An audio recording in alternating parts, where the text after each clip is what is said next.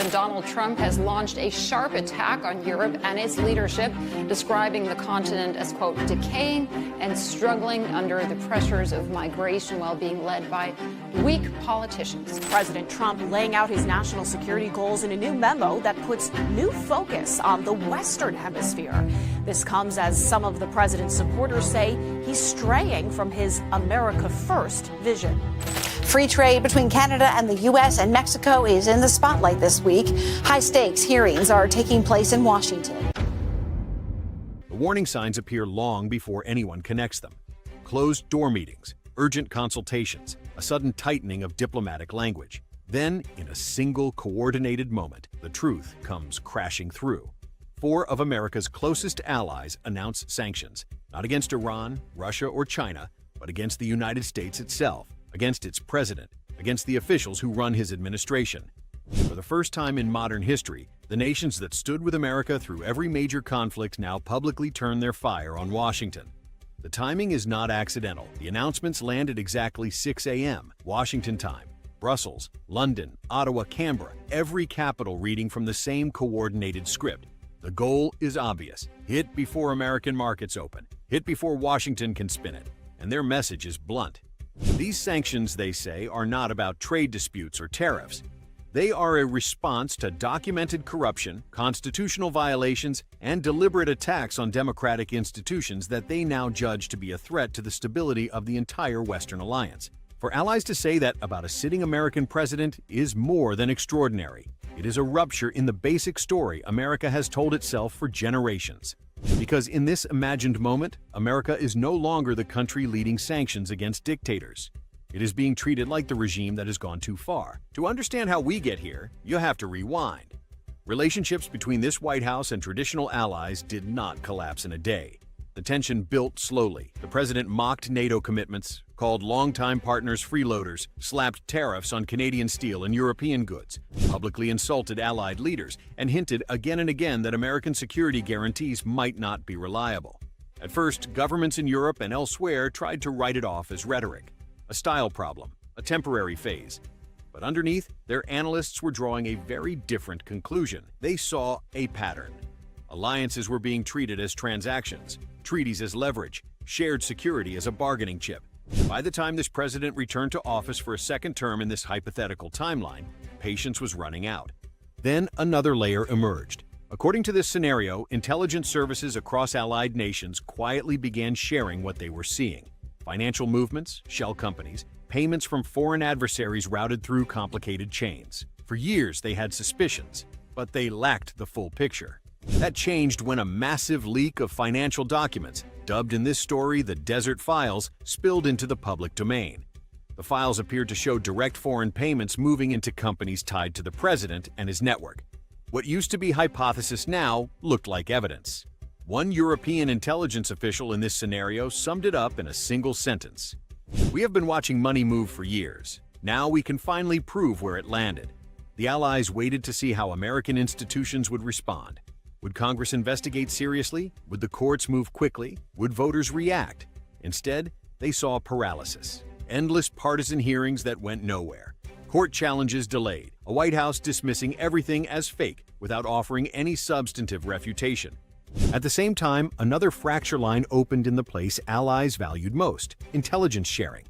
For decades, the so-called Five Eyes partnership had allowed the United States, the UK, Canada, Australia, and New Zealand to pool some of their most sensitive intelligence. It was the crown jewel of Western cooperation.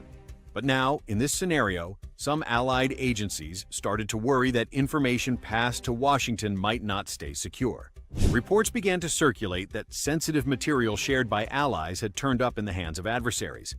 One intercepted conversation, described by an unnamed official in this speculative narrative, involved a Russian intelligence officer, referencing details that could only have come from information Allied services had previously sent to the United States.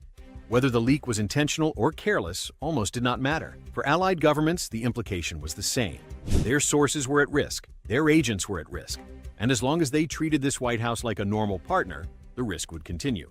That is the point at which the sanctions planning allegedly begins in this imagined crisis. Officials from the EU, the UK, Canada, and Australia start holding weekly secure calls. They build a target list. They comb through financial records. They identify companies, shell entities, and individuals around the president who form the core of his power network. Lawyers draw up the legal justifications. Diplomats debate how far they are willing to go. Everyone knows what this would mean.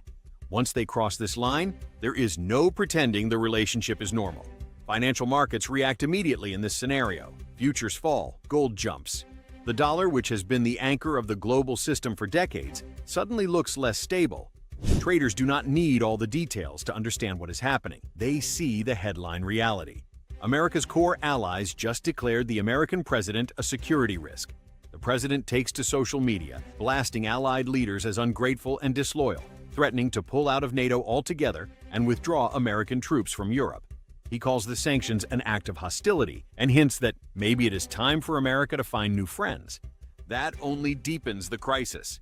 His own officials quietly begin to water down his threats, briefing reporters that no immediate military changes are planned. But the damage is done. Allies hear the words. So do adversaries. And the image of American steadiness at the center of the democratic world takes another hit. This is where the strategic bind becomes obvious. If the United States in this scenario tries to hit back hard with counter-sanctions and troop withdrawals, it risks trashing alliances built over generations and pushing partners into the arms of rival powers who are eager to exploit the rift. But if it accepts the sanctions quietly or tries to negotiate, it looks weak at home and confirms that the allies had grounds to act. Every option carries a cost. Banks with branches in Europe and North America scramble to understand what they can still legally do. Some quietly freeze Trump-linked accounts even inside the United States to avoid being cut off from European markets. Lawyers issue emergency memos about sanction compliance. Real estate deals stall. Properties connected to the president's network abroad suddenly face foreclosure risk. Commentators and scholars try to explain what this moment means. One constitutional expert goes on television and says the quiet part out loud. For the first time, Democratic allies are treating an American president the way they would treat a corrupt strongman from a country they once sanctioned together. A leading foreign policy veteran calls it a historic turning point, saying the post-war order is not just under strain, it is folding in on itself. The more people talk, the clearer the core point becomes. Sanctions like these are not simply about punishing wrongdoing, they are about sending a signal. The allies are effectively saying this. If American checks and balances will not restrain a leader who undermines democratic norms and misuses power, then the outside democratic world will try to impose some kind of cost. Whether that works or not is another question.